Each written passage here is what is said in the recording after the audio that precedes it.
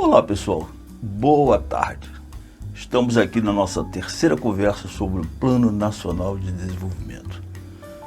Um plano ou um projeto? Um projeto é como um plano. Você pode fazer uma coisa sem pensar ou pode planejar para fazer essa mesma coisa. Por exemplo, estava indo para o centro da cidade e de repente encontrei com um amigo e resolvemos almoçarmos juntos. E por lá ficar. Ou você pode se programar com um amigo e almoçarem juntos daqui a uns 2 dias. Aí você planejou, né? Você com seu amigo, dias antes de se encontrarem. Dessa forma, você tem chance de escolher o restaurante, saber quanto tempo terá para dispor de dinheiro, qual a roupa que você vai vestir, dependendo do lugar que você vai.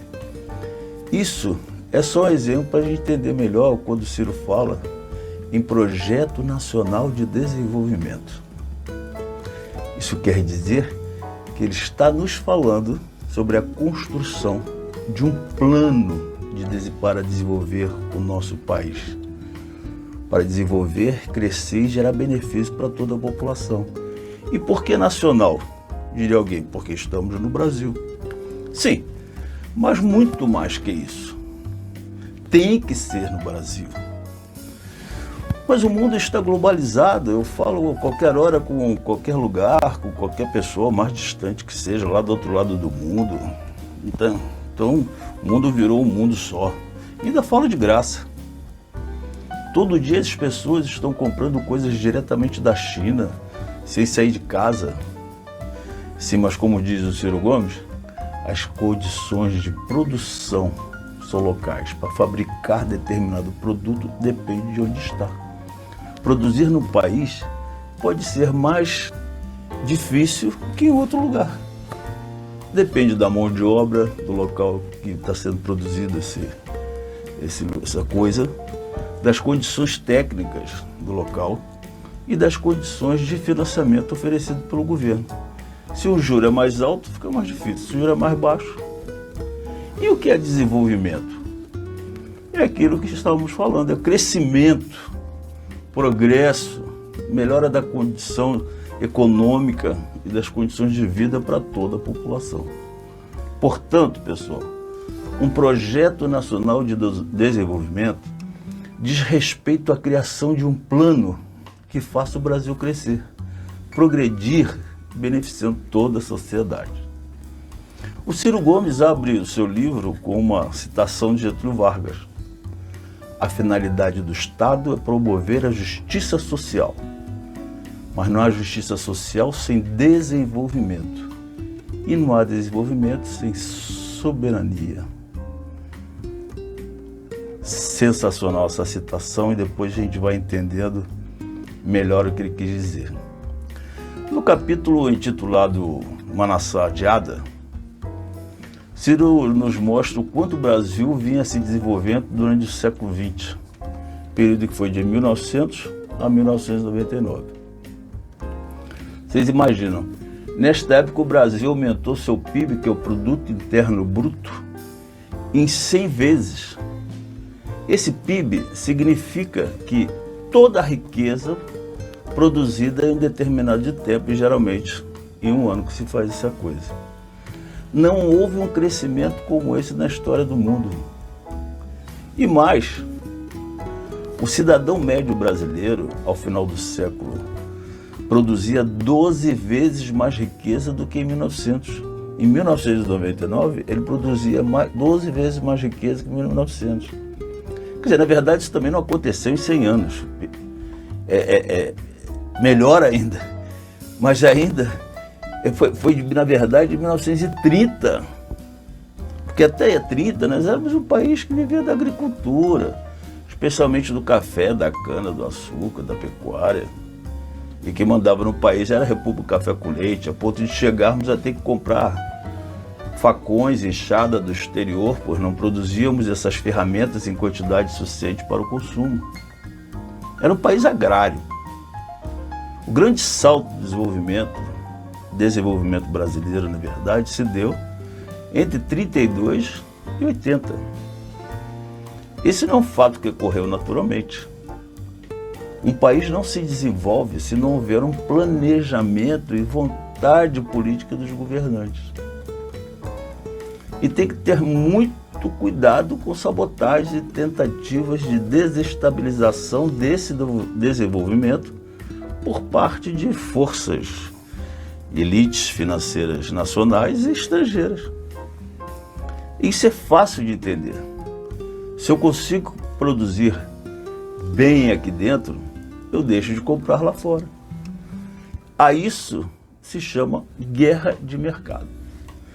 Uma nação tem duas escolhas: se mantém atrasado, só vivendo da agricultura, como é até hoje, ou ainda do petróleo, né?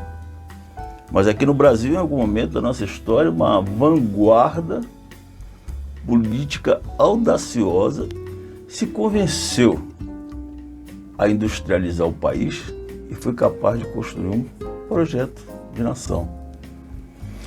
Deu certo antes, por que não pode dar certo novamente? Por isso temos que lutar para que isso aconteça de novo. E se deu certo antes, foi porque existiu um grande líder que foi responsável por isso e que se chamava Getúlio Vargas. A Revolução de 30 mudou a face do poder do Estado brasileiro.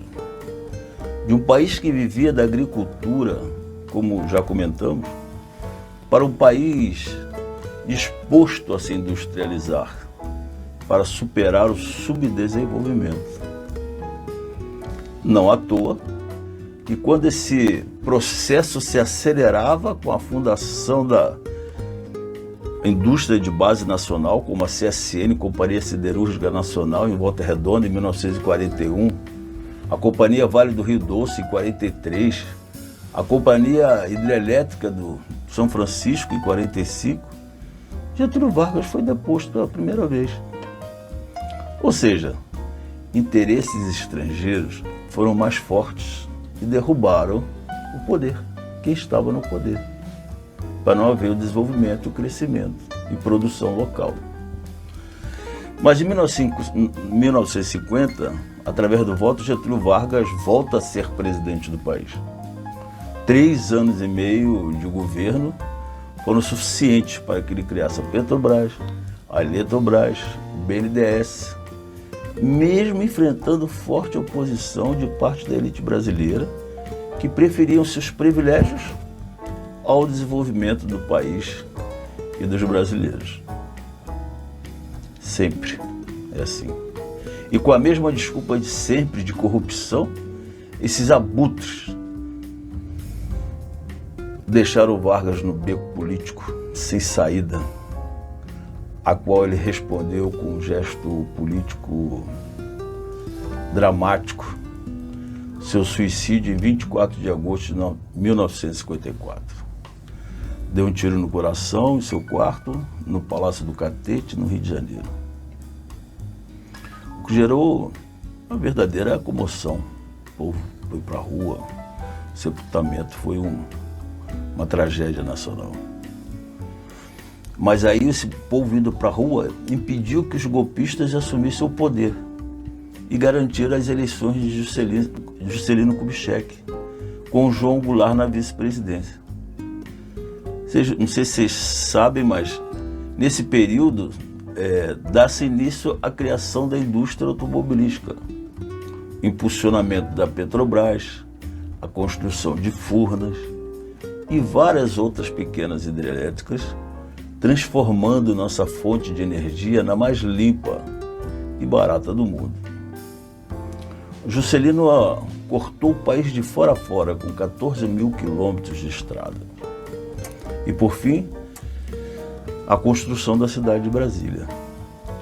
Em 1960, nas eleições presidenciais seguintes, não poderia haver reeleição, Jânio Quadros foi eleito, mas 6 meses depois renunciou. Nessas eleições também Jango, como era chamado João Goulart, tinha sido eleita vice. As eleições na época para presidente e vice não eram vinculadas, né? Elas eram separadas umas da outra. Quer dizer que você votava numa cédula para presidente, depois você votava em outra cédula para vice-presidente. E mais uma vez aquelas elites, né, que não queriam desenvolvimento do Brasil, tentaram impedir a posse do Jango. Ele estava na China, fechando um acordo comercial. Isso foi o motivo para eles tentarem dar o golpe. Não conseguiram, sabotaram o seu governo até darem outro golpe em 1964, que nos levou à ditadura militar até 1985. E aí nós temos que fazer um grande parêntese. Viva Leonel Brizola, então governador do Rio Grande do Sul, liderou a campanha da legalidade, da resistência e tentativa de golpe e o compromisso com a posse de João Goulart em 1961. É isso aí. É mais um capítulo, é mais uma pílula. Espero que vocês nos ajudem a divulgar, compartilhando o vídeo, assinando os nossos canais no YouTube, apertando o sininho para receber as notificações e que participem do debate. Eu estou bastante ansioso para que esse vídeo seja motivo de fomento, de criação de debate, e as pessoas tiverem dúvida, quem estiver participando, né, das discussões, uns tiram dúvidas dos outros. Tá bom, pessoal? Aquele abraço, até amanhã, estamos de volta.